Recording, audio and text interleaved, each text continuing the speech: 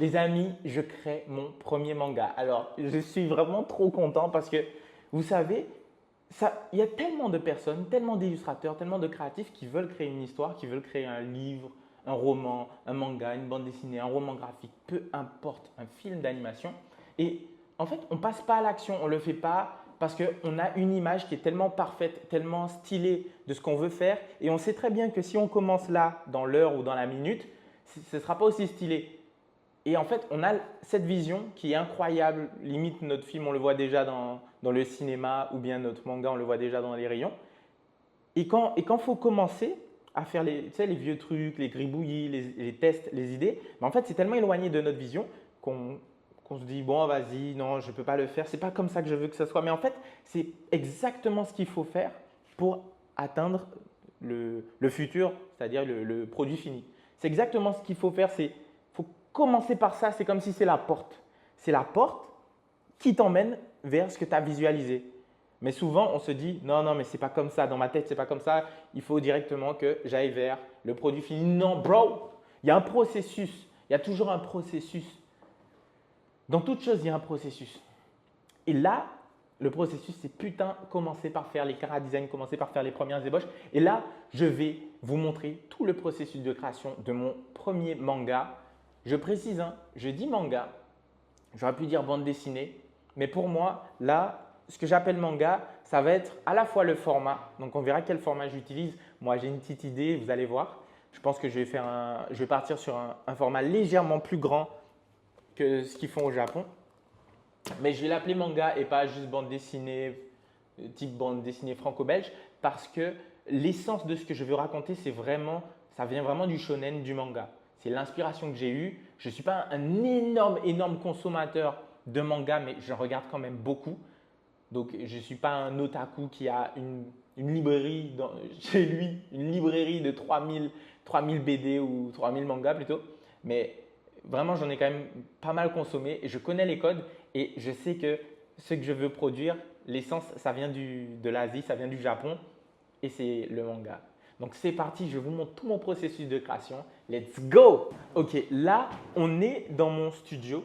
En fait, je vais vous montrer un petit peu. Hop là, j'espère que ça ne s'est pas arrêté. Là, on est dans mon studio et je suis tout seul. Ok, j'ai mon acolyte, mon frérot qui est avec moi juste en face. Aujourd'hui, je suis tout seul et vraiment, j'ai envie de créer une histoire qui est caribéenne.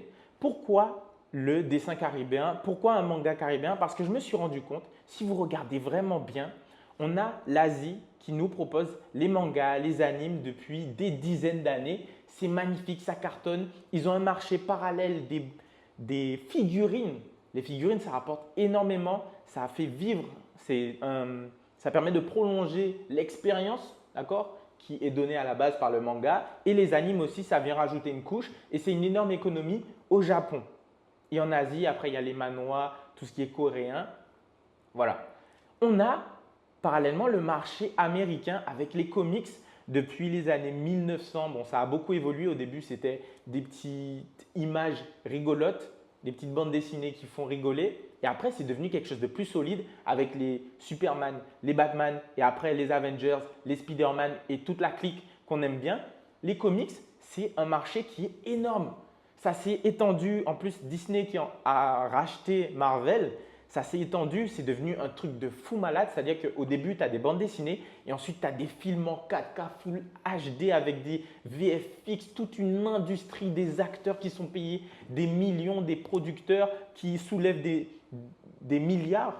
Vraiment, en réalité, j'avais peur de dire le mot, mais c'est vrai. Les gars, ils font des levées de fonds, c'est des milliards pour faire les films à chaque fois, chaque année, des milliards. Et on a le marché de la bande dessinée franco-belge qui est en Europe et qui est aussi très solide. Parce que quand on regarde un Astérix, les gars, c'est des centaines de millions d'albums vendus. C'est un truc de fou malade. Et c'est pour ça qu'en fait, ils ont fait des films 3D, des films avec des budgets colossaux. Quand tu regardes Astérix Mission Cléopâtre, c'est une industrie, quoi. C'est un truc de malade. Tu as énormément de guests dans le film, mais en plus, les décors, comment c'est filmé, tu vois, pour un film qui est fait en 98, si je ne me trompe pas, c'est un truc de fou malade. Et même les derniers Astérix, tu vois, il y a énormément de guests qui sont sortis au cinéma, hein. Il y avait, comment il s'appelle, McFly et Carlito, tout ça. Bref, tu vois que c'est toute une industrie. Ça part d'une bande dessinée, ok? Astérix. Bref, on a sinon du Largo Winch. Je ne sais même pas comment on dit, Largo Winch. Largo Winch, ça aussi, c'est béton, c'est bande dessinée franco-belge. Et énormément d'autres produits. Alors, je ne sais pas si j'en ai sous la main, mais là, j'ai un Astérix. J'ai un Katanga aussi, j'en ai qu'on m'a prêté. Mais en tout cas, c'est super solide comme marché. Et bref, où je veux en venir? Je veux en venir au fait que les marchés qui ne se sont pas manifestés dans cette puissance de production, dans ce rayonnement, c'est l'Afrique et par extension la Caraïbe. Parce que je considère qu'une grande partie de la Caraïbe a ses racines africaines. Et donc, je mets un peu tout ça dans le même bloc. On a l'Afrique et la Caraïbe qui n'ont pas manifesté leurs produits, leur univers, tous leurs mangas, entre guillemets, toutes leurs bandes dessinées. Limite, il faudrait qu'ils créent un nouveau nom. Tu sais, il y a bande dessinée franco-belge, il y a comics et il y a manga, manhwa, tout ça. Et bien, il faudrait un nouveau. Et d'ailleurs, il faudrait que je réfléchisse. Il faudrait que je réfléchisse. Mais voilà. Et c'est pour ça que je vais faire un manga qui est caribéen. Donc, c'est la bande dessinée, le dessin caribéen.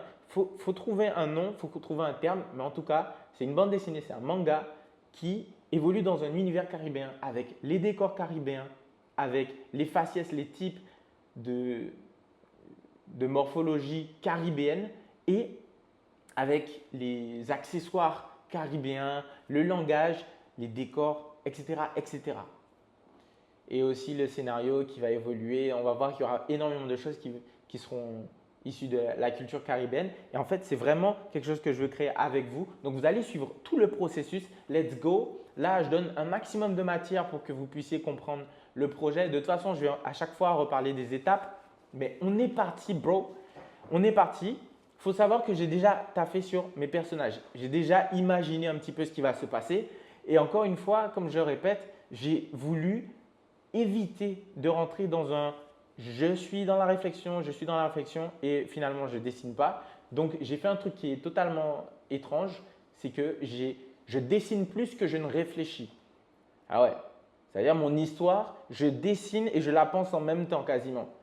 Vraiment, il y a plus de temps où je dessine que de temps où je pense à mon histoire. C'est littéralement ce que je fais. Et donc, j'ai commencé à créer mon personnage. Mon personnage, je ne lui ai pas encore trouvé de nom. Si vous voulez lui trouver, vous pouvez mettre en commentaire ou m'envoyer ça sur Instagram ou peu importe, machin. Bro, il faut absolument que je trouve un nom. L'objectif de mon personnage, c'est quoi? Alors, le contexte. Mon personnage évolue dans un monde où il n'y a pas d'ordinateur, pas ce genre de technologie. On va dire que c'est la Guadeloupe des années 1900 par là. D'accord? Pourquoi je fais ce choix? Parce que je n'ai pas envie de dessiner un iPhone 4, un iPhone 8, un iPhone 14, un iPhone 16. Hein? Je n'ai pas envie de dessiner une Tesla, une voiture ou un satellite. Non, j'ai envie d'évoluer avec de la campagne, de la végétation et des accessoires qui sont un petit peu différents de ce qu'on trouve dans la réalité. Ok, comme énormément de mangaka font, mais c'est parce qu'on a envie d'être plongé dans un univers.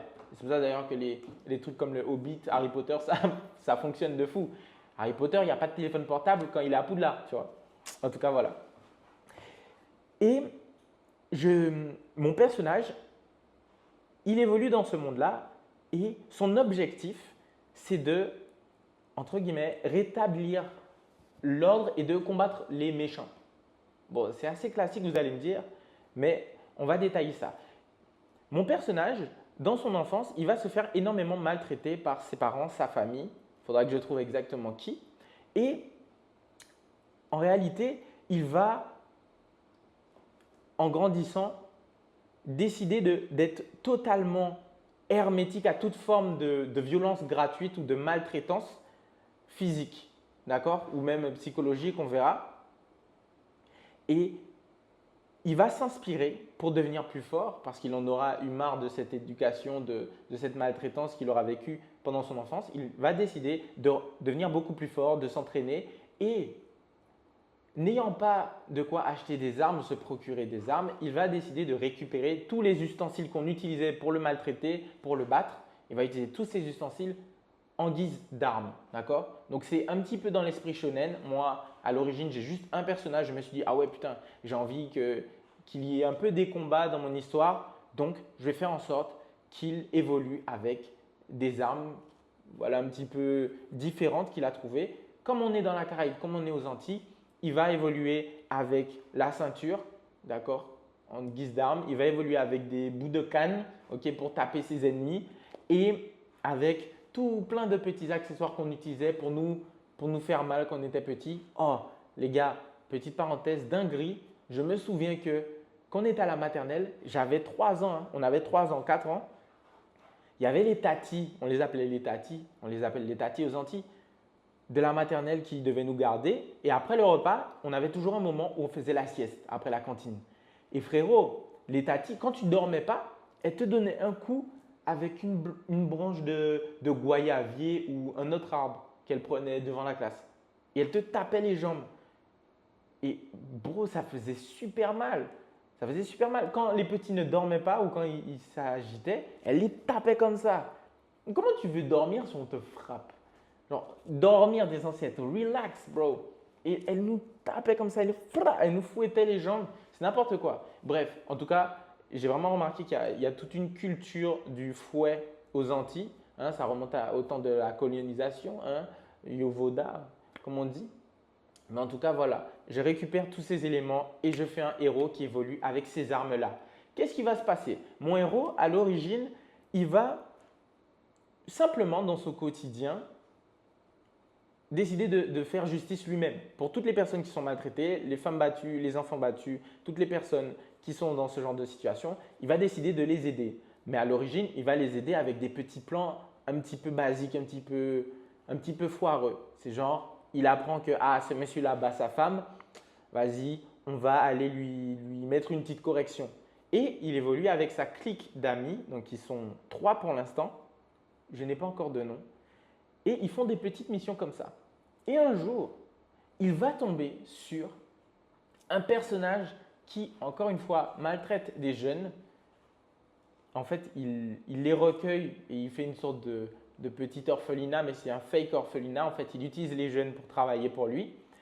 Et ce monsieur-là, il va lui foutre une correction. Mais ce qui va se passer, c'est qu'en réalité, il rôdait une menace beaucoup plus dangereuse et beaucoup plus subtile derrière tout ça. Et en fait, il va se confronter à beaucoup plus gros, beaucoup plus méchant. Et en fait, c'est tout simplement des personnes avec qui travaille cet homme-là. On l'appelle Tonton Jojo, vous allez voir le personnage. Et Tonton Jojo, il travaille avec les forces du mal, entre guillemets, avec des personnes qui sont vraiment très mal intentionnées. Et ça va se répercuter sur nos amis. Et l'aventure va commencer comme ça. Donc là, je suis au chapitre 1. On est parti. Je ne sais pas depuis combien de temps je parle parce que là, c'est tourné de l'autre côté.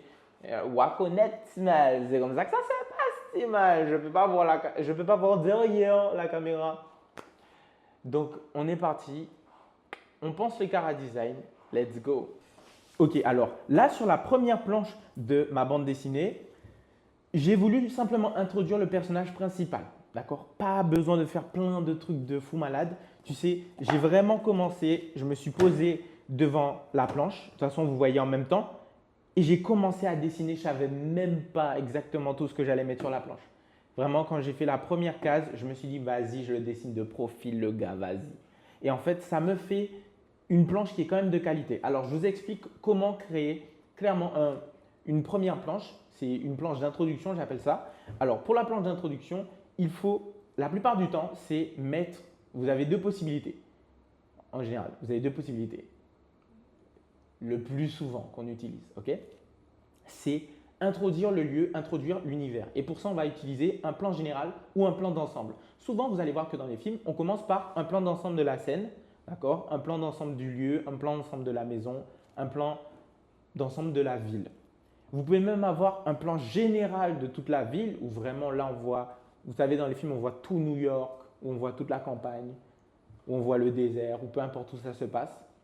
Et vous pouvez même avoir un plan général de toute la planète Terre. Ça arrive, il me semble que dans Expandables, c'est pas Expandables, c'est Expandables. Non, c'est Independence Day. Dans Independence Day, je crois que c'est le 2, mais c'est probable aussi pour le premier film, eh bien, on a un plan général de la planète Terre. Et ça arrive souvent dans les films. Donc, on introduit comme ça l'univers, bam, plan d'ensemble, plan général. Ce que vous pouvez faire. Là, ce n'est pas le choix que j'ai décidé. J'ai décidé d'avoir un début qui est un petit peu histoire personnelle cinématographique où on focus sur un personnage, mais ça fonctionne aussi. Ensuite, j'ai décidé de dézoomer.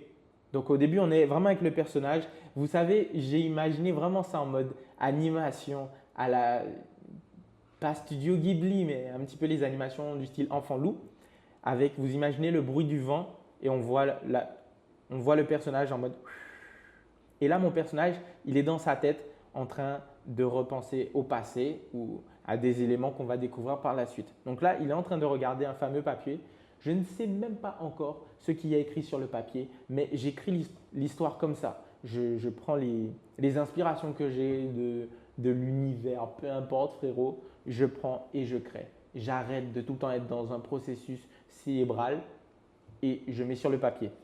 Ensuite, j'ai décidé d'introduire mon deuxième personnage, c'est son ami. Il me semble que je l'ai appelé Una. Una. Je vous montrerai comment j'ai trouvé les noms des personnages, c'est assez marrant. Mais je l'ai appelée Una. Et Una, elle arrive et notre personnage, il est dans ses pensées. Et elle lui dit « Hey !» Un truc du style « T'es encore avec ton vieux papier ? C'est la 10e fois que tu le regardes dans la journée ou tu es encore avec ce vieux papier parce que ce papier, il a une signification et dessus, il y aura des symboles qui auront un sens pour la suite de l'histoire. Je n'ai même pas encore trouvé qu'est-ce que ce sera, mais l'univers me le dira, ok ? Donc ça, c'est pour la première planche. Introduction du personnage, c'est plutôt cool. On voit aussi ses armes. Donc, comme je vous avais dit, là, il a 2 ceintures, d'accord ? Il a une ceinture quand il commence à se battre avec les ennemis et il a une deuxième ceinture. C'est vraiment quand ça part en couille. C'est vraiment quand là, ça va être n'importe quoi. Et il a des gaines. Et sinon, il a ses morceaux de canne, d'accord ? Ces grands morceaux de canne, il va taper ses ennemis avec. Et d'ailleurs, ces morceaux de canne, vous allez me dire qu'ils sont un peu faibles là, pour taper des ennemis avec, mais il les a renforcés. On verra comment après. Donc voilà. Ensuite, mon personnage lui dit que ouais, ils doivent y aller. D'accord ? Donc, on ne sait pas exactement ce que ces 2 personnages faisaient dans la campagne, mais ils doivent rentrer en ville. Et là, je les mets sur le chemin. En même temps, ça me permet de faire des plans qui présentent le paysage un petit peu. Et ça, c'est plutôt cool parce que c'est la Guadeloupe, c'est la Caraïbe. Et même si ça se passe dans une ère, à une époque qui est inexistante, à la fois inexistante et existante, eh bien, ça fait plaisir de voir ce genre de paysage. Et là, on voit le début de la ville. Donc, j'ai fait un chemin comme ça, on voit qu'il marche. Et ça fait un petit peu comme, vous voyez dans les films quand on voit des flous, alors comment ça s'appelle? Pas les flous de transition, mais les fondus enchaînés. Si je ne me trompe pas, c'est les fondus enchaînés. Ça permet de montrer le temps qui passe. Souvent, vous voyez ça. Surtout dans les films d'époque, fondus enchaînés. Dans les films de nos jours, ils ont aussi d'autres techniques. Parfois, ils font juste un cut. Bam! Et on comprend parce qu'ils sont tellement fins dans la narration. Mais en général, fondu enchaîné, c'est toujours pour montrer le temps qui passe. Et là, c'est un petit peu ça que je mets. Quand il marche, j'aurais pu faire un fondu enchaîné vite fait. Hein. Voilà. Ensuite, je mets une partie un petit peu gag où je monte mes personnages. Vous voyez dans les cases du bas, les 2 cases du bas, il y a mon personnage, le premier, qui dit « Ah, dans 1 seconde, on va sentir les délicieuses odeurs de la ville. » Parce que c'est le midi et les gens commencent à faire à manger. Et vous savez qu'aux Antilles, quand vous passez le soir vers 18h30, 19h, ou bien s'il est 11h30 midi, vous passez dans les quartiers, vous allez sentir des odeurs, mais tu as envie d'aller manger chez la personne. Et parfois, tu sens des odeurs, tu te dis, mais purée, t'imagines, c'est pas comme ça chez moi, il faut que je passe là. Bref, tu as des gens qui cuisinent pendant longtemps, ça sent bien bon, bref. Et là, ils font une sorte de grimace et ils vont aller directement manger et ensuite ils vont enchaîner sur leur mission. Et dites-vous que quand j'ai fait ces planches-là, en fait, je n'avais même pas encore réfléchi à tout ce que j'allais mettre après. Mais là, je construis mon histoire comme ça, petit à petit, et pas besoin de faire un truc super iconique parce que là, le fait que j'ai déjà vu ces planches-là, ça me met dans une inertie où vas-y, je commence mon manga et je continue. Et je vous conseille de faire ça, c'est-à-dire qu'après cette vidéo-là, vous commencez votre manga, vous faites une case. Bon les gars, vous avez capté, il faut absolument que vous commenciez maintenant vos histoires. Si vous commencez maintenant, elles verront le jour parce qu'avec toute cette énergie, ça va être incroyable. Ok, let's go. Vous n'avez rien en tête, vous prenez une feuille papier A4, un crayon, un stylo, peu importe, vous me faites un premier plan.